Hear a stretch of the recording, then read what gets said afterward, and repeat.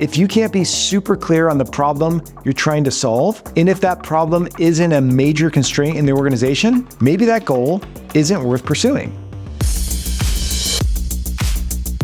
Goals, schmoles, who needs them? Well, you'll need them if you're a business leader and you want to benefit from higher profits and cash flow.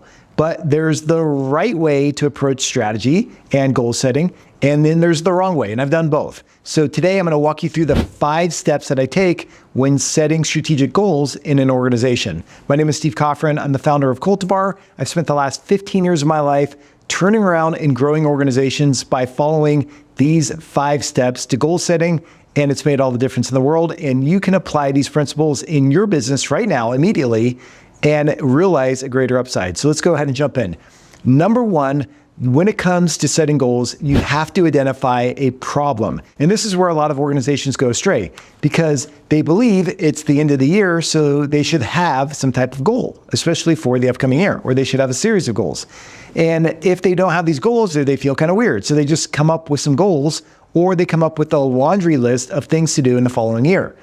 Now, this is a big problem. I was talking with an executive years ago, and he was telling me about their approach to strategy, all right? No shame, no harm, no foul if this is what you do. But this organization would get their team together once a year for a strategic offsite. They would rent out this auditorium, and then they would come up with a laundry list of things they were going to do in the following year for each function and for each department and for each business unit. And guess what? They came up with over 80 items on the list to do in the following year. Talk about a scattered focus. And guess what? The business struggled. They didn't focus on the right things. And then therefore, they ended up talking to us because they needed help with their turnaround. So don't let this happen to you. When it comes to setting strategic goals in your organization, the number 1 thing you need to start with is defining the problem you're trying to solve with your goals. At Coltivar, we call this the strategic problem, or the number 1 obstacle that stands in the way of your company achieving its potential and driving greater growth. So that's the first step, is to identify your strategic problem, the number 1 obstacle, the number 1 constraint that's holding your organization back. Now, we believe in the theory of constraints at Coltivar, and we use this to turn around and grow companies. In other words, every organization has constraints, and they will only grow up to that constraint, and they'll bump up against it until they fix it. And then once they fix it, guess what? Another constraint will pop up. And if the organization is focusing on solving constraints, then they're going to grow a lot faster and they're going to be way more profitable than their counterparts. Right? So that's step number 1, is define the problem that the goal is trying to solve. And this follows the scientific method. That's why I like science when it comes to setting goals rather than business, because there are a ton of business books out there. There are podcasts, there are YouTube videos that say pretty much the same thing, but they lead business leaders astray. Instead, I like to follow the scientific method, where you start with a problem and then you create a hypothesis on how to solve the problem, and then you go out there and run experiments. Once you run the experiments, you make adjustments, and you just repeat this process over and over again. And this is what I'm going to lead into with the next 3 steps. And then at the end, I'm going to reveal the number 1 thing, the most important thing you could do to achieve your biggest goals. So stay tuned. All right, so number 2, once you have your problem defined, it's time to get into clarifying the initiative that you're going to pursue. Now, initiatives do 4 things when it comes to strategy. Number 1, they help you to overcome your strategic problem. That's what we're talking about right now. Number 2, they help you to enhance the customer experience. Number 3, they help to foster innovation. And number 4, they help to build competitive advantages. Now, if you are running your business, right, and if you have a strategy, and if you have initiatives defined, or maybe you call them objectives or priorities, whatever you call them, if they don't do one of those 4 things, perhaps you're focusing on the wrong thing. So that goes back to number 1. Like, when it comes to setting a goal, if you can't be super clear on the problem you're trying to solve, and if that problem isn't a major constraint in the organization, maybe that goal isn't worth pursuing. So oftentimes when I'm working with leaders, I help them to reduce the number of goals that they have on their plate, because oftentimes they're all over the place. So when it comes to initiatives, I recommend having no more than 5. Usually, the best rule of thumb is to pursue only 1 to 3 initiatives at a time, okay? Because the more initiatives you pursue, the more spread out you're gonna be, and you won't have the focus that's required to really push that initiative forward. Okay, so you define an initiative that will help you to overcome your strategic problem. I'm going to give you examples for all of these here in just 1 minute. Okay, so that's step number 2. Number 3, you move on to defining the actions that you will take in order to push the initiative forward. And then if you push that initiative forward, guess what? You're going to solve the problem. All right, so the actions are the baby steps that you will take to advance the initiative. In other words, it's the input that goes into advancing the goal. Okay, so I'm going to give you some examples of good actions and bad actions, but this is probably one of the bigger issues that I see leaders struggling with, because we, as type A entrepreneurs, at least I can speak for myself, I'm all about just getting stuff done. I'm very ambitious, and oftentimes I just like to grind. So there's this temptation to just add things and add things and add things to my plate. And I find this is true with my clients. When I look at their strategy and I drill down into their actions, I find that they're pursuing too many actions, and especially actions that aren't really going to move the needle. So when I evaluate actions, I often ask, what is the size of the prize? In other words, if you are successful at accomplishing this one action, what's the output? Which leads into number 4. Number 4 is the output or the result. So when you're pursuing the actions in step number 3, you also have to ask yourself, what is the desired output if those actions are successfully completed? All right, so this goes back to the scientific method. Let me just pause here real quick on part number 4. Your actions are your hypotheses for how you believe you can best advance your initiatives, right? And remember, those initiatives do those 4 things to solve the problem, all right?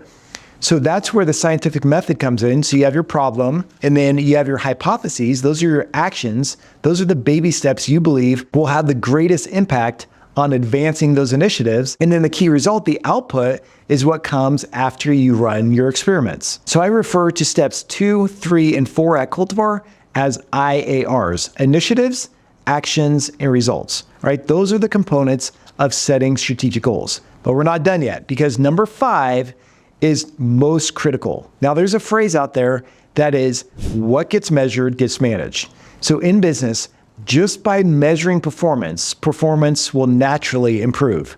That's why it's so important to have key performance indicators, key results, and success measures across your organization. KPIs, key performance indicators, sit at the top of the organization. Next, you have key results. Those help you to measure the effectiveness of your actions in advancing the initiative.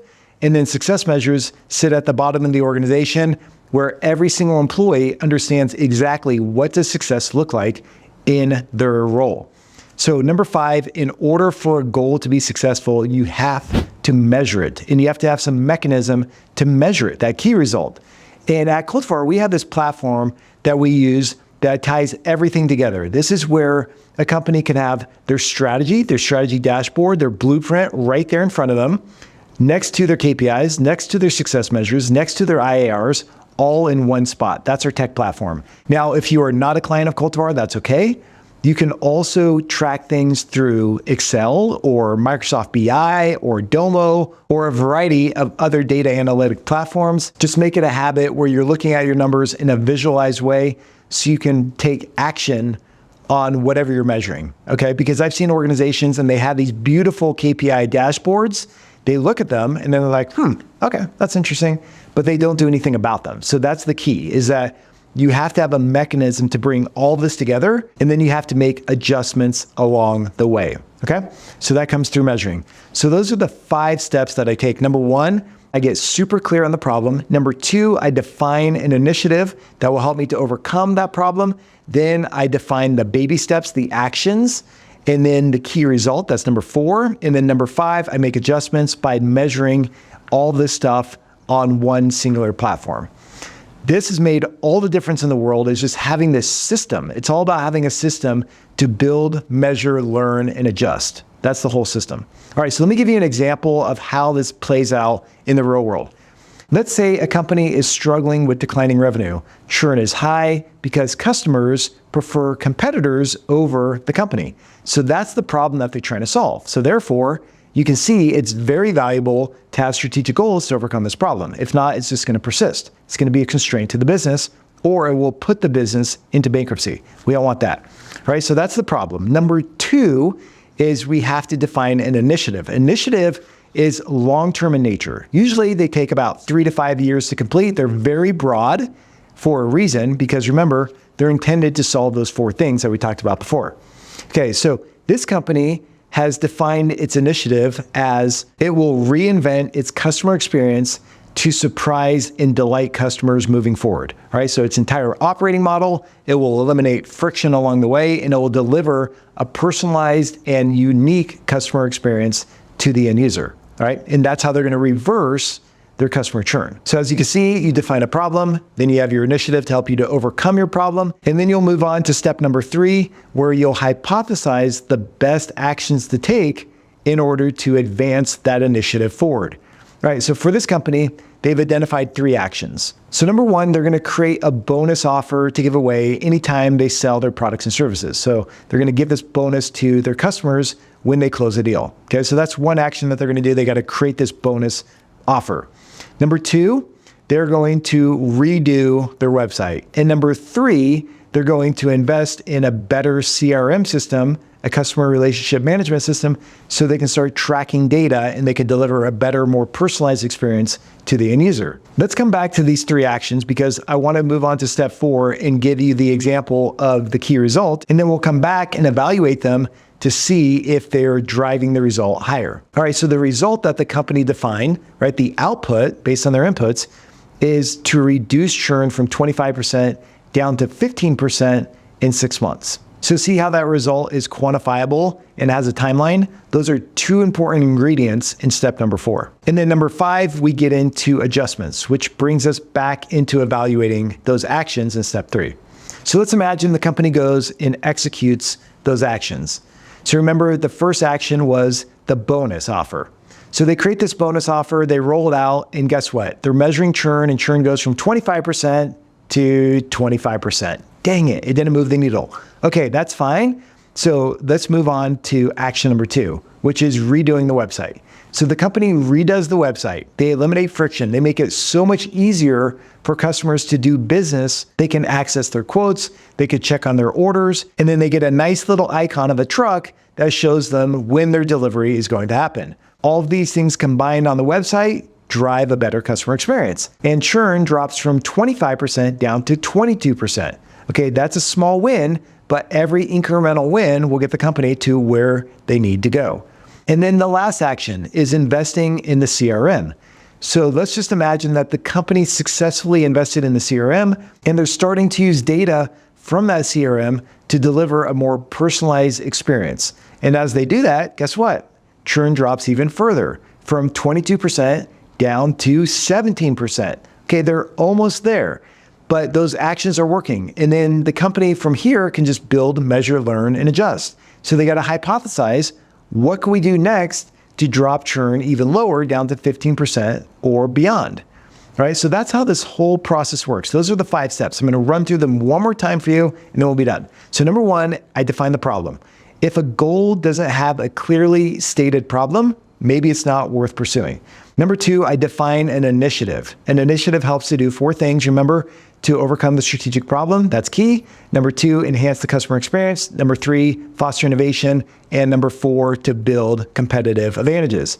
Okay, so that's step number 2, define the initiative. And then I move on to step number 3, where I get really clear on the action steps to be taken in order to advance the initiative. Remember, these are the hypotheses of what I believe will deliver the greatest impact and advance that initiative forward. Then we move on to step number 4, where we define the result. This is the output that we desire from the inputs, from the actions. Then lastly, step number 5, we make adjustments along the way, because we are measuring progress and we are monitoring the strategy all in one place.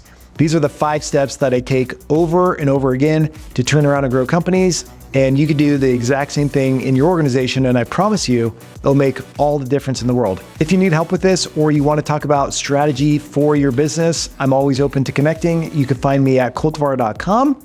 If you found value in this, please be sure to share. And until next time, take care of yourself. Cheers.